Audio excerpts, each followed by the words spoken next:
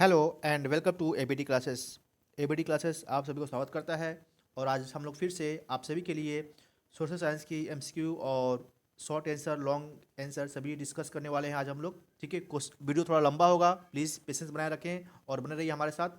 और देखना, ध्यान ध्यान से देखना है, ये क्यूपी कोड अलग है। ठीक है, सभी का मैं सेट वन ही ला रहा हूँ क्योंकि तीन तीन सेट है यहाँ पे। ठीक है, बट हम सबका सेट वन ही लेकर के आ रहे हैं। और क्यूपी कोड क्या है, ये है इसका। ठीक है ना, क्योंकि क्वेश्चन अलग अलग जगहों पे अलग अलग सीबीएसई के द्वारा क्वेश्चन बनाए जाते हैं, तो आपको ध्यान देना है। और क्वेश्चन को बढ़ते हैं क्वेश्चन की ओर। फर्स्ट क्वेश्चन है हमारा ये। ठीक है, स्क्रीन पे रहा।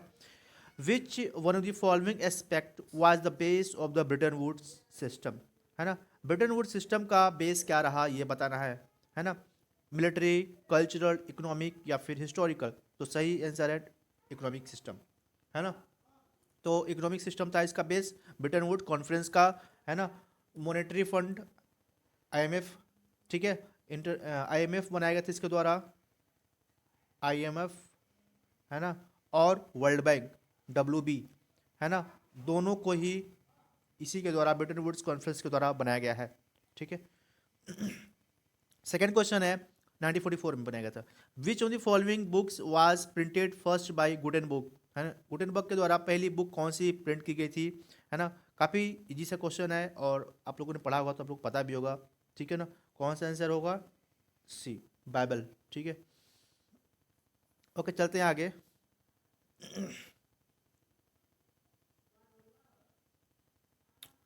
Who among the following led the peasant movement in Bardoli in 1928।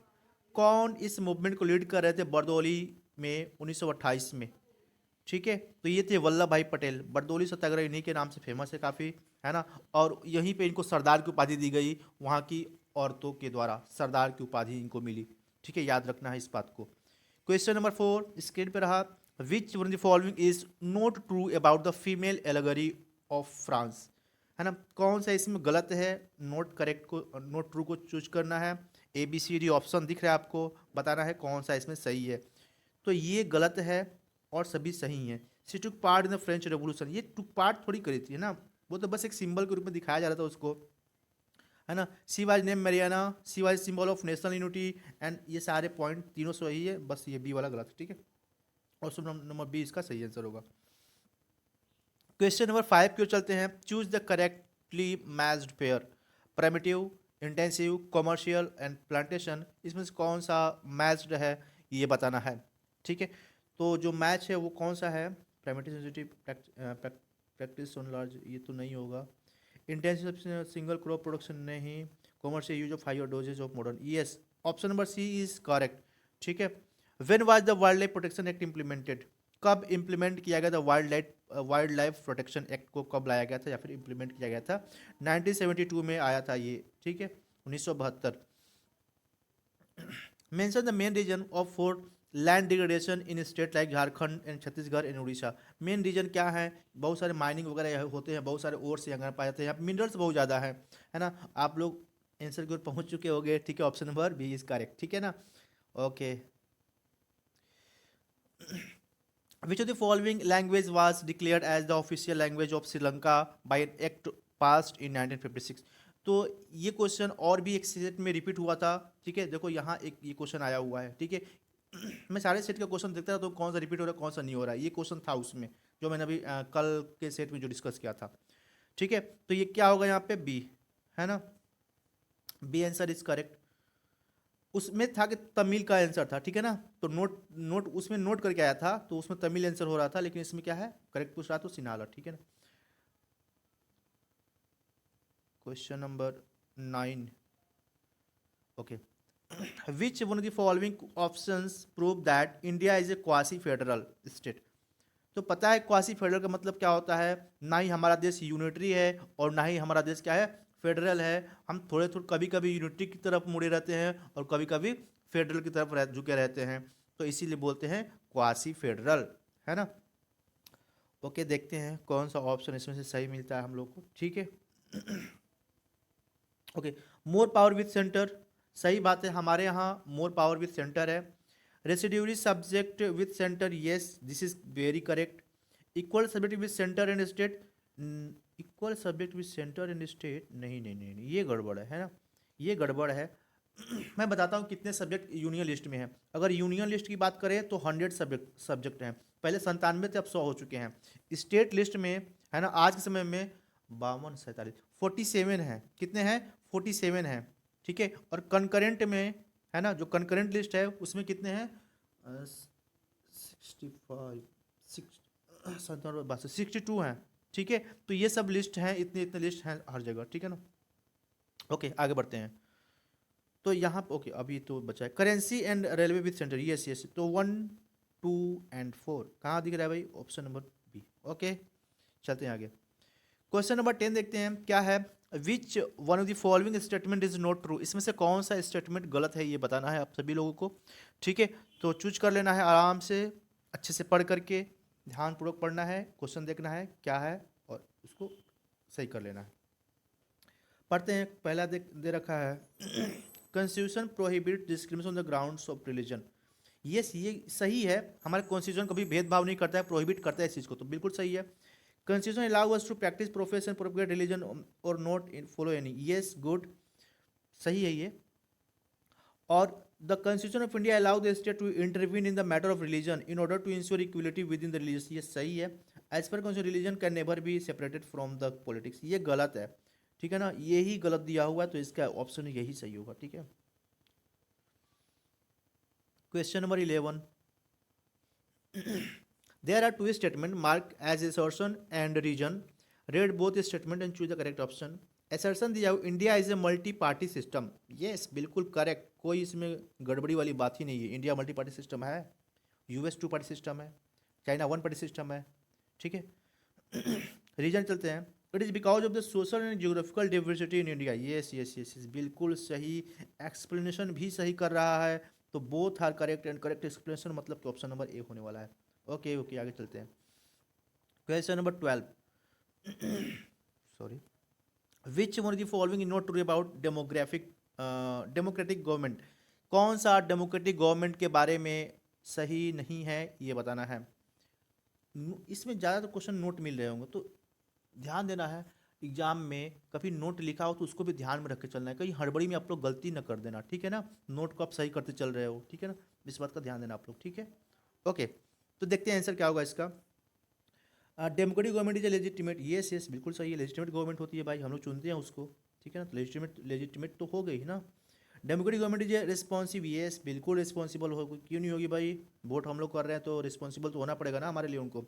Democratic government is the people's on government. Yes, ये हमारी सरकार होती है, सही बात है। तो फिर तो 3 सही होता है, चौथा तो ये तो गलत तो होना पड़ेगा। ठीक है, तो बस option number D. It does not allow room to correct mistake. हम लोग पढ़े हैं पॉलिटिक्स में कि यहाँ पर हमारे यहाँ अमेंडमेंट प्रोसीजर है ना, संशोधन करते हैं संविधान, कुछ गड़बड़ी हो गई तो उसको है, तो रूम है भाई मिस्टेक को करेक्ट करने का, है ना। जुडिशियल रिव्यू टाइप का चीज़ हमारे यहाँ है, तो क्यों नहीं है करेक्ट मिस्टेक करने का। ठीक है। Okay, 13, question number 13। 13 का देखते हैं। Read the correct data in the table, find out the average monthly income of country A. Okay, country A है। कितना होगा यार, ये तो मैं नहीं बताने वाला। सबको जोड़ लो, जोड़ के डिवाइड कर लो 5 से, हो जाएगा, है ना। कितना आएगा आप लोग आंसर कर लेना इसका। क्वेश्चन नंबर मैंने जोड़ने वाला। ठीक है। क्वेश्चन नंबर 14 का देखते हैं। What percent of the population of Belgium live in Flemish. ये याद होना चाहिए, इसको याद करना पड़ेगा, रट लेना, है ना। फ्लेमिश रीजन में कितने लोग रहते हैं, कितने परसेंट रहते हैं, कितने शहर में रहते हैं, कितने कितने कंट्री साइड में रहते थे, इन सब चीज़ों को याद रखना है। ठीक है ना, परसेंटेज वाला चीज़ देखो पूछा है ये, है ना। तो ये 59% रहते थे। Okay, question number 15। Select which among the following can not be purchase through money. अच्छा, मनी से क्या नहीं खरीद सकते हैं, ये पूछ रहा है क्वेश्चन, है ना। तो ऑप्शन नंबर चेक कर लेते हैं कौन कौन सा होगा इसमें। ठीक है। तो full protection from infectious disease. Select the among the following can not be purchase through money. अच्छा ठीक है, ये नहीं कर सकते भाई। ठीक है, पहला सही है। ओके, देखते हैं आगे। ए पोल्यूशन फ्री एटमोसफेयर, ये गड़बड़ है। High quality education, high quality education, ये भी नहीं होगा। हाई क्वालिटी एजुकेशन नहीं होगा। Luxury home, okay, luxury home. ठीक है, 1 एंड 4 इज़ करेक्ट। ठीक है, 1 एंड 4 इज़ करेक्ट, 15 का सी। 16 क्वेश्चन नंबर, स्टडी, एक minute, study data given below in the table, answer the question by selecting the correct options. Primary, secondary, tertiary, ये सब के सब दिए हैं, ऑर्गेनाइज, अनऑर्गेनाइज, टोटल। ठीक है, तो इसको अपने हिसाब से मैच कर लेना है, ए बी सी डी को, कैसे कैसे होगा सबका।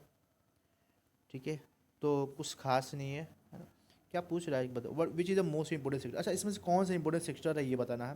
प्रोवाइड मैक्सिमम जॉब, जो कि सबसे ज़्यादा जॉब प्रोवाइड करता है, ये बताना है। तो कौन सा होगा भाई हमारे यहाँ, पता है कि हमारे यहाँ सर्विस सेक्टर ज़्यादा है ना, हमारे यहाँ है, तो बस टर्सरी सेक्टर सबसे ज़्यादा है, उस पर स्पेशली ऑर्गेनाइज सेक्टर। ठीक है, तो option C is correct.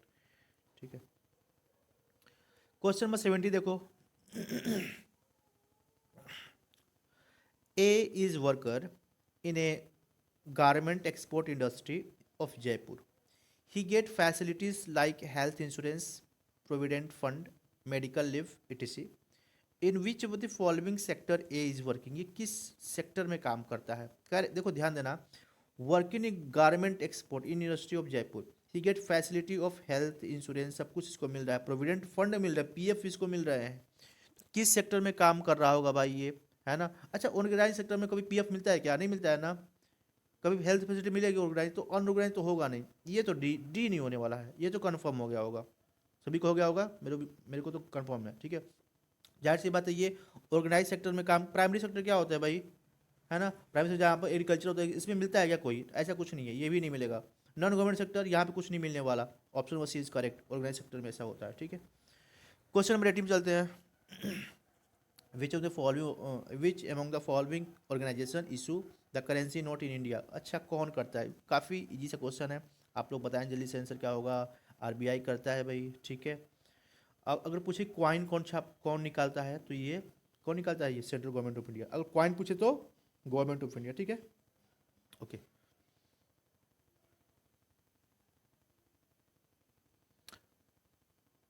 Kargil floods a very large MNC, Cargill floods, a very large MNC, is the largest producer of edible oil in India.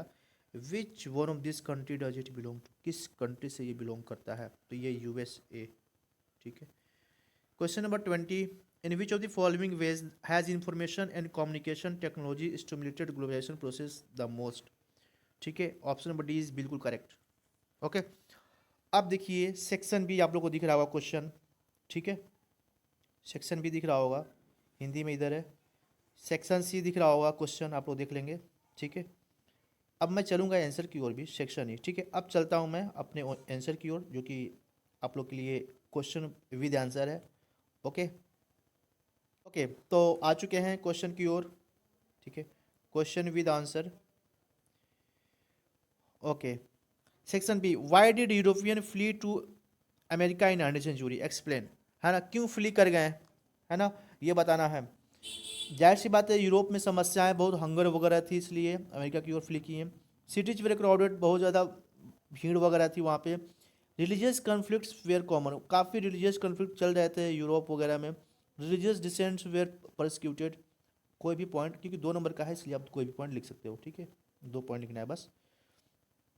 Next question है, communalism is harmful for the nation, है ना। Communalism क्या है, harmful है nation के लिए। आप इसको एक्सप्लेन करो, व्याख्या करो कि कम्युनलिज्म कैसे है, कम्युनलिज्म हार्मफुल है। ओके, चलते हैं पहले पॉइंट देखते हैं। When belief on one religion are presented as a superior to those other religion. Communalism क्या होता है कि संप्रदाय, धर्म के नाम पर, कि मेरा धर्म विशेष है तो मेरा धर्म विशेष है ना, तो इस पर कॉन्फ्लिक्ट बन जाती है। कम्युनल, अब इसी के आधार पॉलिटिक्स चलने लगती है ना, on the idea that religion वगैरह पे चलता है। हमारे यहाँ बहुत ज़्यादा चलता है, हमारे यहाँ तो बहुत होता है ऐसा। अभी चल रहा है ना चुनाव का माहौल, अब देखो धर्म के आधार पे, है ना, मंदिर और क्या क्या क्या आधार पे सब चलेंगे। ठीक है, तो चलते हैं सब। Communism leads to believe that people belong to different religion can not live as equal citizen in a nation. ठीक है, ऐसा भी माना जाता है ना, कि अलग धर्म के लोग हैं तो अपने देश, इस देश को नहीं मान सकते, इस नेशन को रिस्पेक्ट नहीं दे सकते, ऐसी बातें भी चलती है। People of one religion do not have the same interest and aspiration in every country. ठीक है, अब कोई भी पॉइंट लिख सकते हो, 2 ही पॉइंट लिखना था। ओके, अगला क्वेश्चन है, energy save is energy produced, energy save कर रहे हो इसका मतलब एनर्जी प्रोड्यूस करो। इस स्टेटमेंट को आप सपोर्ट कर दो। क्वेश्चन ये पूछ रहा है कि आप सपोर्ट करो, क्या कैसे सपोर्ट करते हो। कह रहे हैं कि there is an urgent need to develop sustainable path of development, हमें अर्जेंट नीड है कि हमें क्या करना होगा, सस्टेनेबल पाथ की ओर चलना होगा, है ना। तभी तो हम अपने फ्यूचर के लिए भी एनर्जी को सेव कर पाएंगे। Promotion of energy conservation are increase, है ना, जो एनर्जी कंजर्वेशन का जो प्रोग्राम है उसे और तेजी से इंक्रीज करना होगा। रिन्यूएबल एनर्जी को प्रमोट करना होगा। Okay, judicious use of limited energy, है ना, जो एनर्जी है उसको अच्छे से यूज करना है, ज़्यादा खर्च नहीं करना है ना। अगर कभी 100 मीटर 200 मीटर पैदल पैदल जाना है तो पैदल चले जाओ, बाइक से क्यों जा रहे हो यार, थोड़ा सा हेल्थ भी सही रहेगा। 1 किलोमीटर जाना 1 किलोमीटर चले जाओ पैदल। तो ऐसे करना है ताकि एनर्जी सेव हो, है ना। बाहर जा रहे हैं तो स्विच वगैरह को, है ना, ये सब चीज़ें एनर्जी सेव करने की है। रिड्यूस, रीयूज, रिसाइकल, ये भी एनर्जी को, है ना, बचाने का एक तरीका है।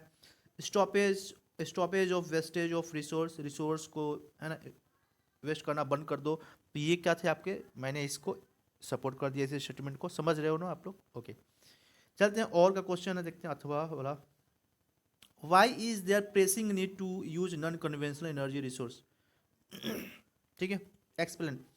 तो नॉन कन्वेंशनल एनर्जी के बारे में बात कर रहा है। लिमिटेड अवेलेबिलिटी ऑफ रिसोर्स, क्योंकि इसकी लिमिटेड होती है availability.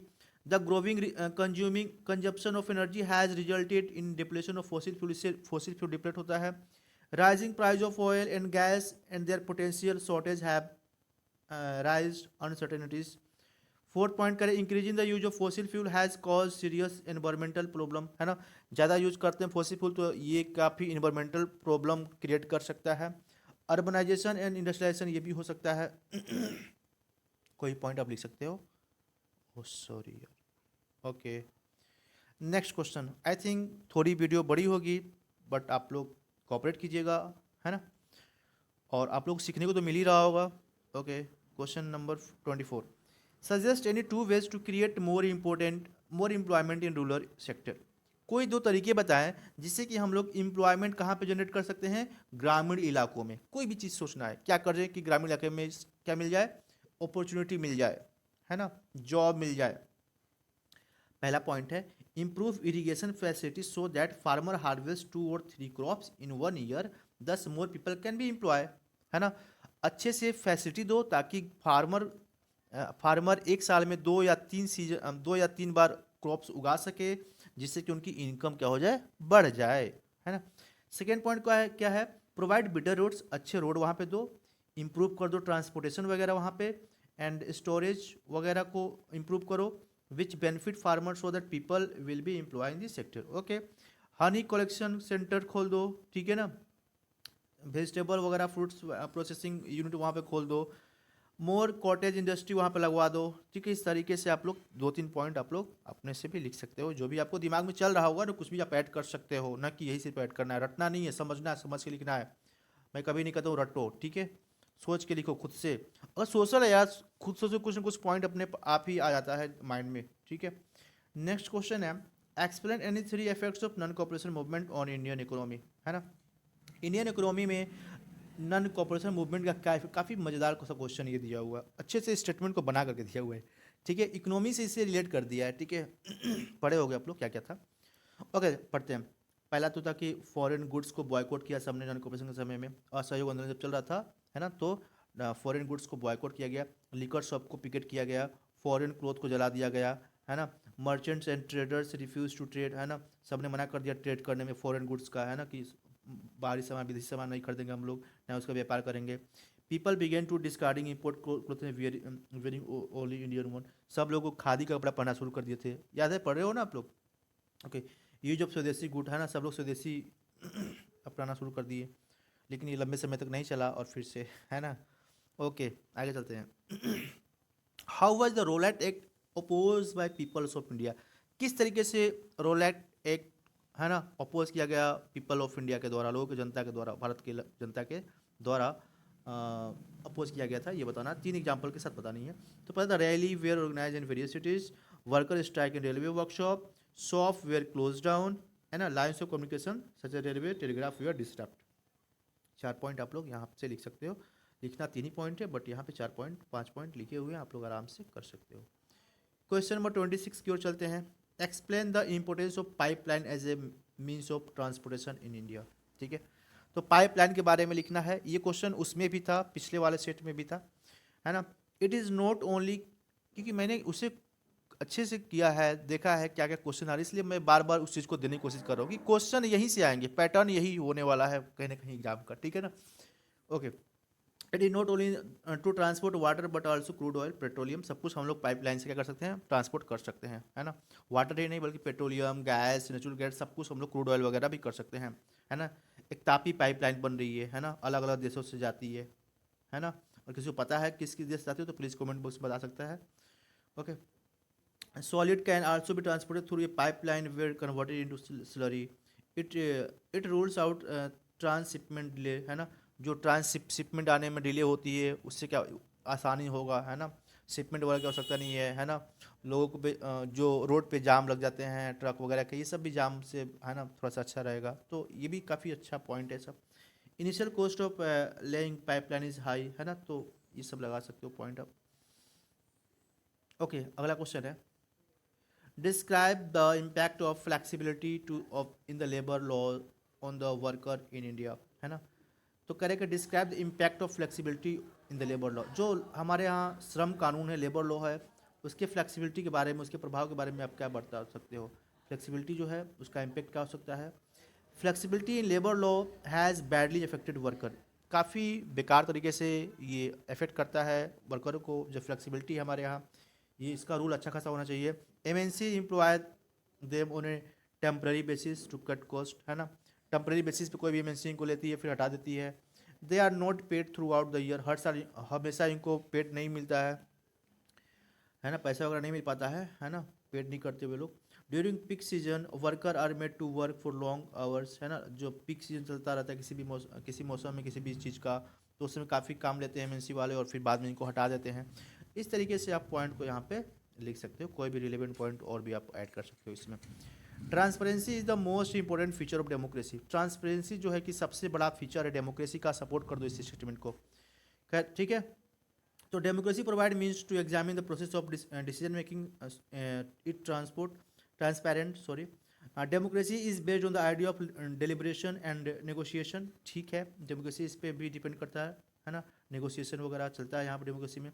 Democracy ensure the decision making will be based on the certain norms and procedure. हमारे यहाँ कोई भी चीज़ें बनती हैं, कुछ नॉर्म्स एंड प्रोसीजर उसके होते हैं बनने के। Democracy allow procedure and accountable to the people. ठीक है, तो अकाउंटेबल भी होते हैं लोग इसके लिए। Democracy is legitimate and accountable government, और डेमोक्रेसी क्या होती है, अकाउंटेबल गवर्नमेंट देती है जो कि हमारे लिए उत्तरदायी होती है। ठीक है, okay, which are two sector based on the ownership of resource. ठीक है, तो काफ़ी ये इजी सा क्वेश्चन है, आप लोग देख सकते हो, public sector and private sector, है ना। पब्लिक सेक्टर के बारे में दिया हुआ, रेलवे वगैरह सब इधर है, एग्जाम्पल में आप लोग पढ़ सकते हो। Explain the process of unification of Italy. Italy के यूनिफिकेशन के बारे में आप लोग पढ़े होंगे, है ना। आप लोग पढ़ लो इसको इस पॉइंट को आप लोग, 4 पॉइंट है, प्लीज़ रीड करना आप अच्छे से। ओके, थोड़ा सा आगे बढ़ता हूँ मैं। और क्या है, how did the French revolution play important role in creating the idea of nation. Okay, idea of nation के लिए कैसे इंपॉर्टेंट रोल प्ले करता है ना, ये बताना है। तो 4-5 पॉइंट हैं, आराम से आप लोग पढ़ सकते हो। ठीक है, 4 इधर है और 4 इधर है। Okay, explain the importance of manufacturing industry. Manufacturing industry के क्या महत्व हैं, इंपॉर्टेंस है, ये बतानी है ना। तो पहला है economic strength of country is measure by the development of manufacturing industry. किसी भी कंट्री का जो स्ट्रेंथ दिखाता है वो मैन्युफैक्चरिंग इंडस्ट्री के हिसाब से ही माना जाता है। सेकेंड है कि हेल्प टू मॉडर्नाइज एग्रीकल्चर। इससे क्या होता है, एग्रीकल्चर वगैरह भी मॉडर्नाइज होता है, अच्छे से टेक्नोलॉजी आते हैं। अब लोग पता है पहले हमारा ट्रैक्टर नहीं थे, है ना, बैल वगैरह से हल हल लेकर के और फिर खेतों की जुताई वगैरह होती थी। तो आज कितना मॉडर्न हो चुका है ना। पहले लोग हाथ से ही सीड वगैरह फेंकते थे, है ना, खेतों में, लेकिन अब तो उसके लिए मशीनें वगैरह आ चुकी हैं। तो ये सब क्या हो, मॉडर्नाइज हो रहा है, इंडस्ट्री से हो रहा है। Reduce dependence on agriculture, help to eradicate employment and poverty, है ना, ये एम्प्लॉयमेंट पॉवर्टी को भी ख़त्म करने में काम करता है। अर्न फॉरेन एक्सचेंज, है ना, ब्रिंग ओवरऑल प्रोस्पेरिटी। ठीक है, सारे पॉइंट आप लिख सकते हो। Explain any 5 way to reduce industrial pollution. अब इंडस्ट्रियल पोल्यूशन को कैसे कम करना है, आप 4-5 पॉइंट यहाँ से आप अच्छे से लिखना और पढ़ लेना इसको। ठीक है ना, 32 explain 5 challenge to face political party in India. क्या क्या प्रॉब्लम फेस करती है पॉलिटिकल पार्टी भारत में, ये है। पहला है lack of internal democracy, party के अंदर में आप लोगों ने पढ़ा होगा सिविक्स में, ये चैप्टर काफ़ी अच्छे से उसमें एक्सप्लेन है एनसीईआरटी में। पार्टी के अंदर में डेमोक्रेसी नहीं होती पहले तो। सेकेंड है party do not keep membership register, party के अंदर में जो मेंबरशिप रजिस्टर नहीं होता। Do not hold organizational meeting वगैरह नहीं होती है पार्टी के अंदर में। डायनेस्टिक सक्सेशन होता है, मनी एंड मसल पावर का यूज होता है यहाँ पर। लैक ऑफ डिसीजन होता है ना। Lack of meaningful choice of the voter to the voters. Lack of ideological differences among parties. तो ये सारे पॉइंट आप ऐड कर सकते हो। आप explain 5 function of political party, party के कोई भी 5 फंक्शन लिखना है। ओके तो 1 2 3 4 5 6 पॉइंट है। पार्टी कॉन्टेस्ट इलेक्शन, ठीक है। Parties put forward different policies and programme and the voter choose from them. They make laws, ठीक है। Party form and run government, ये भी सही है। फंक्शन एज ऑपोजिशन, ठीक है। सेप पब्लिक ओपिनियन, ये भी सही है। How does credit play positive and negative role, है ना। कह रहे कि जो क्रेडिट लेते हो या, है ना, वो पॉजिटिव और निगेटिव दोनों ही रोल प्ले करती है। क्या क्रेडिट, है ना। तो बोलते हैं मार्केट मेरी क्रेडिट है। तो क्रेडिट क्या क्या रोल प्ले कर सकती है, निगेटिव एंड पॉजिटिव दोनों के बारे में एक्सप्लेन करना है। पॉजिटिव रोल के बारे में यहाँ पे कुछ पॉइंट है, ठीक है। Positive role of credit and now this is the negative role of credit. आप लोग पढ़ लेना, बहुत कोई टफ नहीं है ना। आप लोग आराम से पढ़ना इसको। थोड़ा सा वीडियो लंबी हो रही है, आई थिंक 26 मिनट की हो चुकी है, ठीक है। आप लोग प्लीज़ पढ़ लेना आगे, ठीक है। बस क्वेश्चन ख़त्म ही हो चुका है, ज़्यादा अब नहीं question. 37 question, okay. Section F पे आ चुके हम लोग।